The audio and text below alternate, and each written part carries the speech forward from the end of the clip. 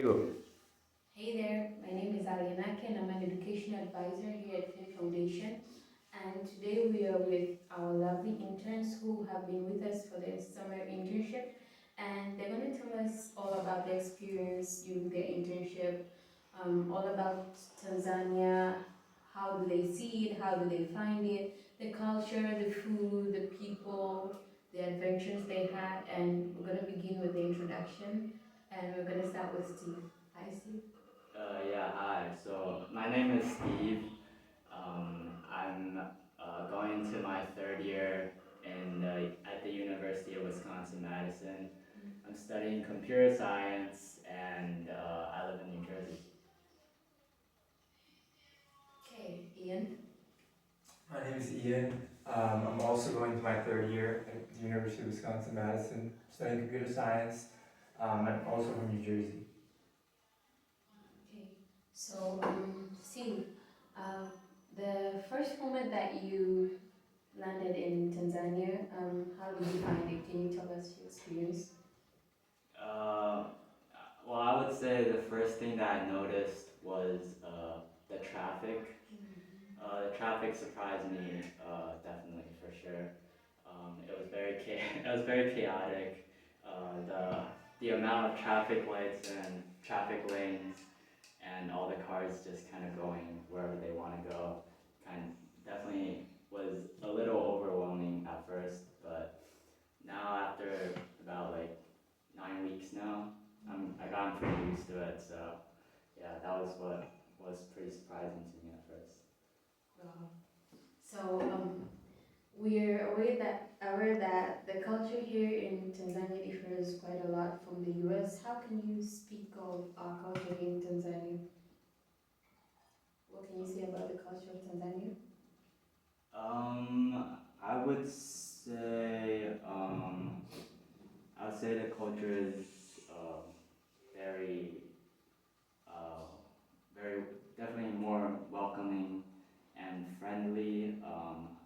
People here are uh, more.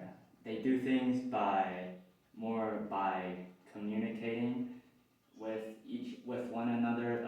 There's a lot of communication going on between one another, and yeah, productivity wise, uh, maybe not as much as uh, as the U.S., but yeah, definitely more focused on communicating and working collaboration. Yeah, I would say that's more the focus on Tanzanian culture based on 2 months that I've experienced so far. Okay. So Ian, what about you?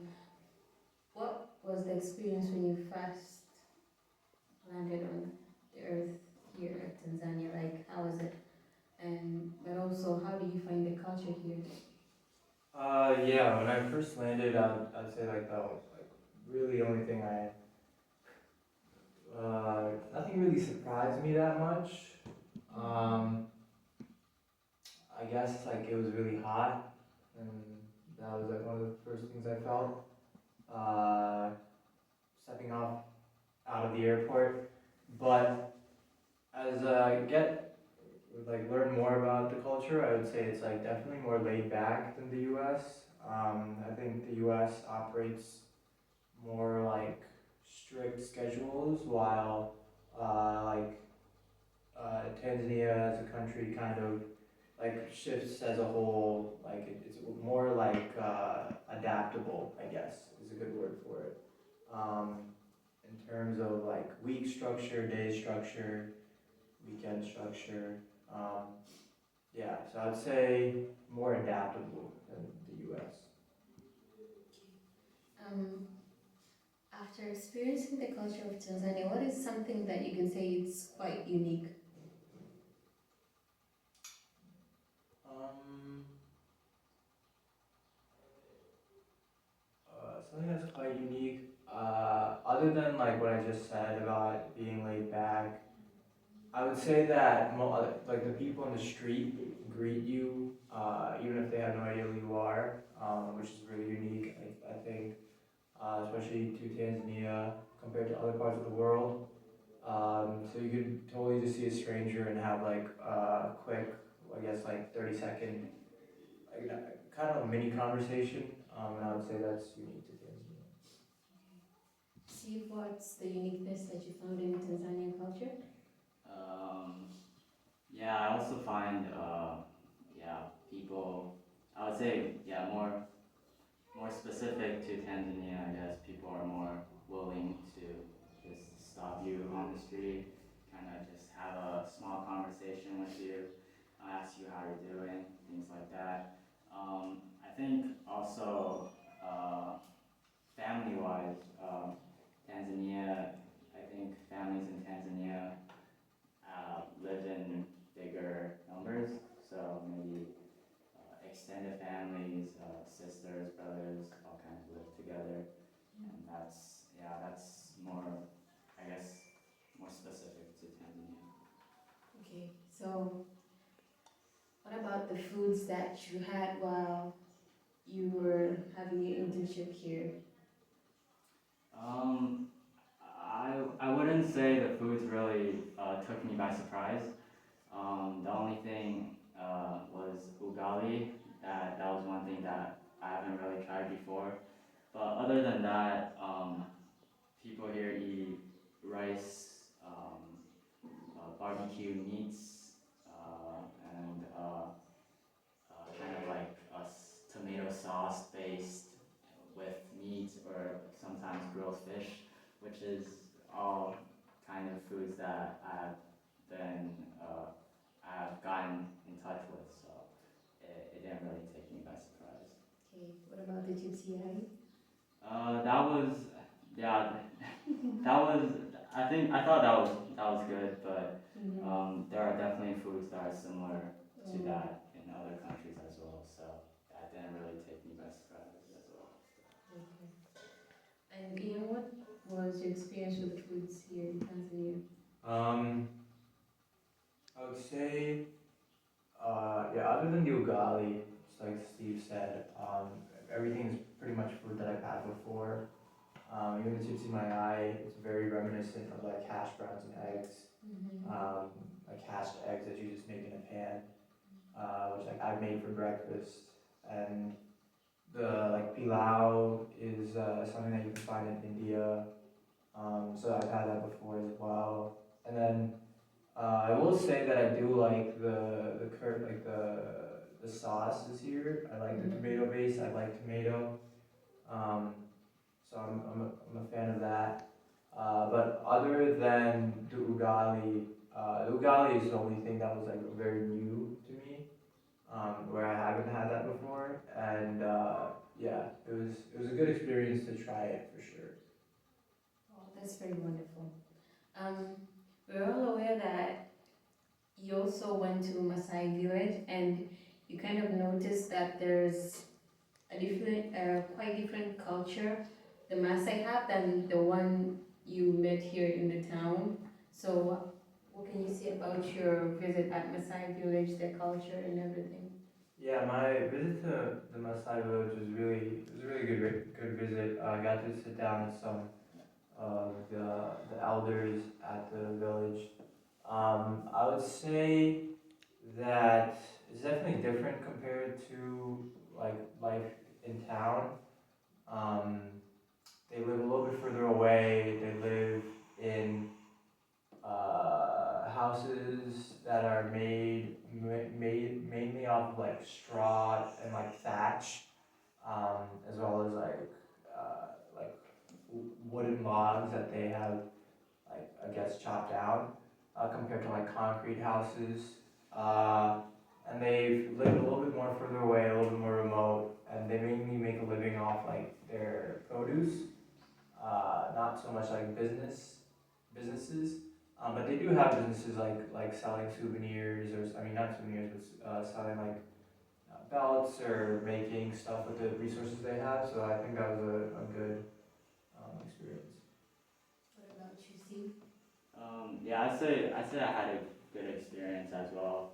Um, the main thing I would compare the Maasai village, with is just kind of like farm life and kind of like city life.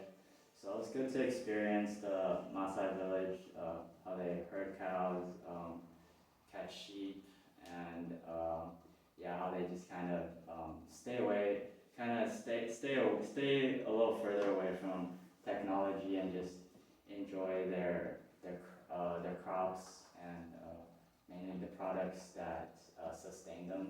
So yeah, it was a good experience, and yeah. Wow. So, is there anything special that attracted you about the Maasai tribe and their lifestyle?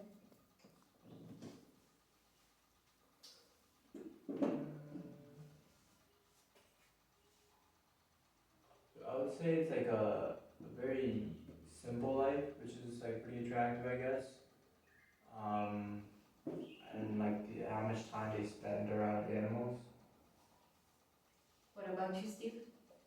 Um, well, I thought the weapons that they usually carry with them, the men usually carry with them, were pretty cool.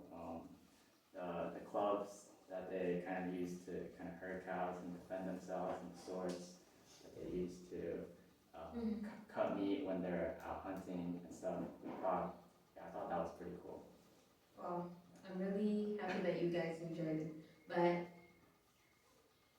there's also something else. While you were here, you had a chance to have host family. You were hosted by different families that were here in Morogoro. What is something that you noticed about the host families? Because we acknowledge that you went to different host families and they all have different, almost like different schedules and stuff and lifestyle a bit. So, can you tell us about it too? Are there differences in the? I mean, through visiting the host families, what did you notice about Tanzanian family, how they live, and all that? The visits that you had with the host family. Yeah, I think the host family, like families here, they don't have to be like father, mother, and then the children. It can be like a group of sisters living together.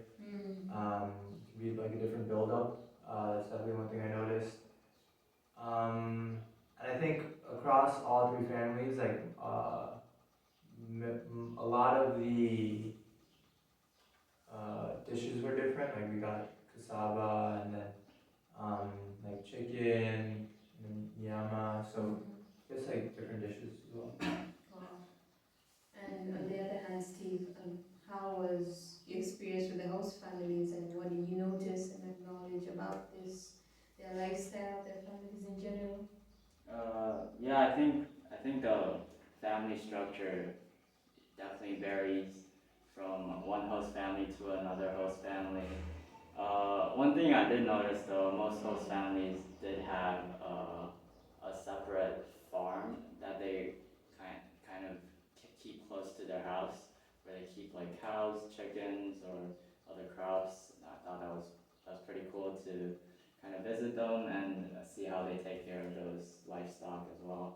But yeah, when we visited the three sisters who were living together, they didn't have something like, we didn't get to see something like that. So that was, yeah, kind of just a difference in family structure, I guess. Okay. And what about the transport system here in Tanzania? Um, yeah, uh, a lot of people use bodas and bajajis. I think the bajaji is definitely a very bumpy ride, but I did get a chance to kind of drive around with it, and I thought it was pretty cool. It's kind of like driving a manual car. So yeah, I think transportation is good, and it's pretty fast and good way to get around town in this setting. So. And Ian? Yeah, I think the main two modes of transportation are motorcycles and bajajis, and it kind of just like depends. Like sometimes you can get a slow bajaji, sometimes you can get a faster one. Um, but overall, I didn't have like too many issues with transportation. Um, yeah. Okay. And the past few days you've been on a safari, heading to climb Mount Kilimanjaro. And how was your experience? Yeah, it was a really great experience. We were able to climb Kilimanjaro, made it to two of the summit points. So we technically made it to the top of the mountain. It was a really great experience. Had a great time with our porters, um, and had a lot of good food. Had like really good accommodation, really good food, and yeah, it was just a good experience. And can you tell us more about how the weather was as you were ascending to the top? Yeah, Yeah. the weather was, it started off, it was cold the first day, and then the second day it was like pretty warm. And then the third day it was warm as well, and then it got cold, and then the fourth day it was really cold. Yeah, so it kind of gets cold as the altitude rises. So Okay, and so your experience to climbing Mount Kilimanjaro, how was it? yeah, I had a great experience as well. I think we both adjusted to the altitude pretty well until we had to push for the final summit. Um, yeah, I thought the food was really delicious. Our guide was a chef for 4 years, he said, and he trained the chef on the chef that was cooking for us as well. So I thought the food was really delicious, and yeah, it was really great to get on top of that mountain and see what's going on up there. And what were maybe the challenges that you faced during like your climb to the mountain and the whole trip maybe? Oh, the main challenge was definitely altitude sickness. One of the main reasons we didn't get to the very top, which was Uhuru Peak, was because we both had a little bit of altitude sickness, and I had a lot of fatigue. So the guides worried for our safety, advised us to come back down when we reached the second summit point. So yeah, that was the main challenge. And what about you, Ian? Any challenges that you had while climbing the mountain?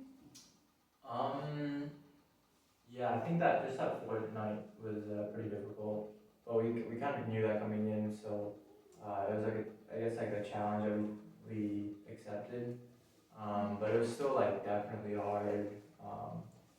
It was definitely hard trying to reach the top. There were definitely points where you wanted to give up, but you kept pushing through. Wow.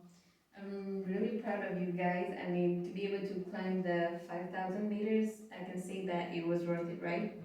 And what was the general view while you were there? I mean, what was the view on top of Mount Kilimanjaro? Was it, how would you explain it to me?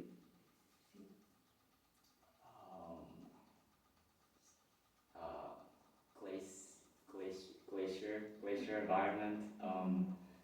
A lot of snow and ice, kind of just sitting on top of the. It's a dormant volcano, so it's kind of like a circle, and we were on the rim of the volcano. So it's just ice and snow in the middle, and yeah, glaciers and rocks. Okay. And also, you also managed to go to Ngorongoro Crater, right? And can you also share with us the experience to Ngorongoro Crater? How was it? And the view, the animals? Yeah. Yeah, so we went to the crater, or we drove down, and then I think we drove to see some animals. We saw a lot of animals like lions, zebras, um, Elephants. elephants, yeah, Wildebeest too. wildebeests, yes, I forget, and then a lot of birds, a lot of different types of birds, and hippos, flamingos, um, Wow. yeah. Yeah, that's pretty nice. And During your safari to Ngorongoro, was it maybe scary as you ascended up back and while you went there too? Not at all. The driver was a pretty good driver, pretty experienced. So yeah, we mainly just sat in the car, and he just drove us down to the crater, visited some animals, and then drove us back up. So it was a good experience, but I wouldn't say it was scary specifically. Wow. So most of the people who go there to visit usually say it's scary and they normally have this fears. I don't know why, but I'm really glad that you say that it wasn't scary. So I guess it's also another thing that maybe I guess you've also experienced while you're there in the US, like similar geographical area. Yeah, yeah, definitely. Okay, so but also I think that after today you'll be going to Zanzibar, right? What do you expect to find in Zanzibar maybe, and what are you hoping for there maybe? Well, I'm hoping to relax on the beach and just enjoy the view for a bit. After climbing Mount Kilimanjaro, I think rest is well deserved. So yeah, I'm looking forward to just chilling on the beach and maybe swim in the water, do some snorkeling or jet skiing or see some turtles in Stone Town as well. So yeah. And what's your expectation for Zanzibar? Lots of beaches, turtles, um, relax, relaxing. Um, yeah. And what can you tell also? We also acknowledge that after you guys go back, there will also be another interns coming. What word can you give the next interns that are coming about Tanzania and the internship here? Um, yeah, I would say this opportunity is a great opportunity for CS majors in UW Madison to come here and create a project that will guarantee you have users who will use the project that you created. That's not something that That's not something that you can just do when you're trying to maybe look for a new project to start. So I think yeah, it'll be a great experience professionally and definitely help you move along career wise. And you, Ian? Yeah, I'd say the same thing. I think a lot of places in the US, computer science has become very common. So there's not that many cases for like a computer science student to go in and make major changes because a lot of the databases that we've created here already exist in the US for schools. And like very large enterprise companies exist. But here, there's like a lot more opportunity for CS majors to actually make a difference, which I think has been really cool. Thank you very much for your time and sharing with us your whole experiences while you're here. We really appreciate it and we wish you guys a good stay in Zanzibar but also a safe trip back. Thank you very much. Bye.